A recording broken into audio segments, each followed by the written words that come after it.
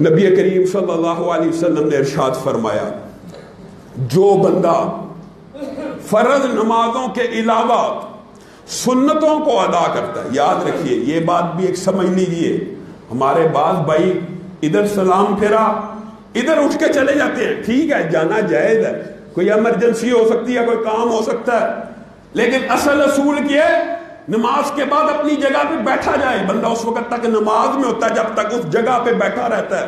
کیوں بیٹھا جائے؟ یہ جو ذکر اذکار مسنون ہے یہ نبی کریم صلی اللہ علیہ وسلم سے ثابت ہیں، ان کو کرنا چاہیے۔ ان کو کیوں کرنا چاہیے؟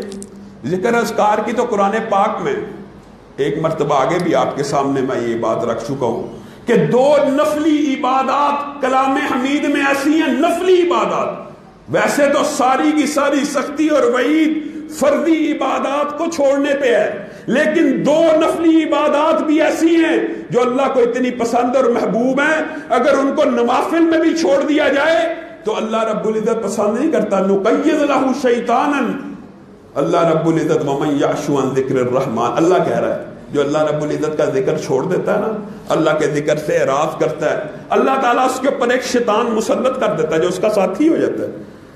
جب اللہ کا ذکر نہیں تو بری باتوں کا ذکر کرنے والا موجود ہوگا، ہر وقت اس کو گمراہ کرے گا، ہر وقت بری بات۔ اور اسی طرح دوسری نفلی جو عبادت ہے وہ صدقہ ہے اور انفاق فی سبیل اللہ ہے، کہ نفلی عبادات کے اوپر بھی اللہ تعالیٰ نے پکڑ کی ہے، یہ ایک الگ موضوع ہے تفصیل تک۔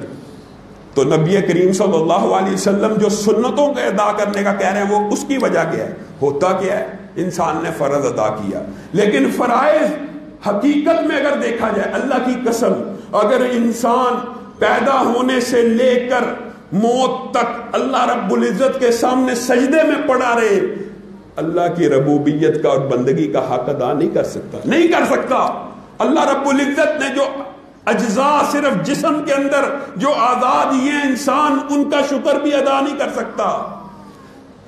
تو یہ جو سنتیں ہوتی ہیں، یہ اذکار ہوتے ہیں، یہ ایک فصیل ہے، یہ ایک حصار ہے، کن کے ارد گرد؟ فرائض کے ارد گرد۔ ہاں اگر فرضوں میں کوئی کوتاہی رہ گئی ہے ان کے ذریعے پوری ہو جاتی ہے، اللہ رب العزت معاف فرما دیتے ہیں۔ سنتوں کا ادا کرنا، نماز کے بعد ذکر اذکار کو کرنا یہ حد ضروری ہے۔ کتنا ضروری ہے اور یہ عمل کتنا آسان ہے؟ صرف ایک حدیث غور کر لیجئے، نبی کریم صلی اللہ علیہ وسلم نے ارشاد فرمایا جو بندہ پورے دن میں 5 نمازوں کے ساتھ 12 رکعت سنت ادا کرتا، 12 رکعت، الحمدللہ بالعموم ہر مسلمان کا یہ طرز عمل ہے۔ فجر کی 2 سنتیں، ظہر سے پہلے 4، ظہر کے بعد 2، مغرب کے بعد 2، عشاء کے بعد 2، 12 رکعت ہر مسلمان تقریباً یہ رکھتے ادا کرتا ہے۔ اس کا اجر و ثواب لوگوں کی نظروں سے محو ہے۔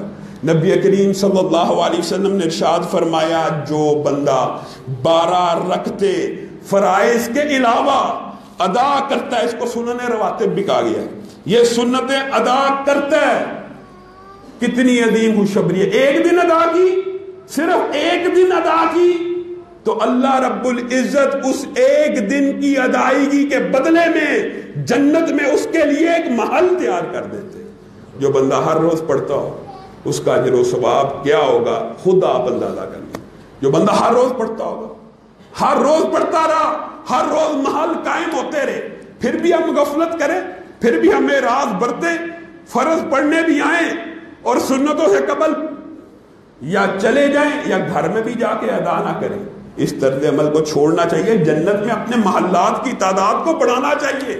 وہ جنت جس کے بارے میں آپ کے سامنے رکھا، 1 گز کی قیمت پوری دنیا کا خزانہ ادا نہیں کر سکتا، 1 گز تو دور کی بات، 1 کمان کی قیمت پوری دنیا کا خزانہ ادا نہیں کر سکتا، اور 1 کمان تو بہت دور کی بات، 1 ناخن برابر جگہ کی قیمت پوری دنیا کا خزانہ مل کے نہیں کر سکتا۔ اس جنت میں محلات قائم ہوتے ہیں صرف چھوٹے چھوٹے اعمال کی وجہ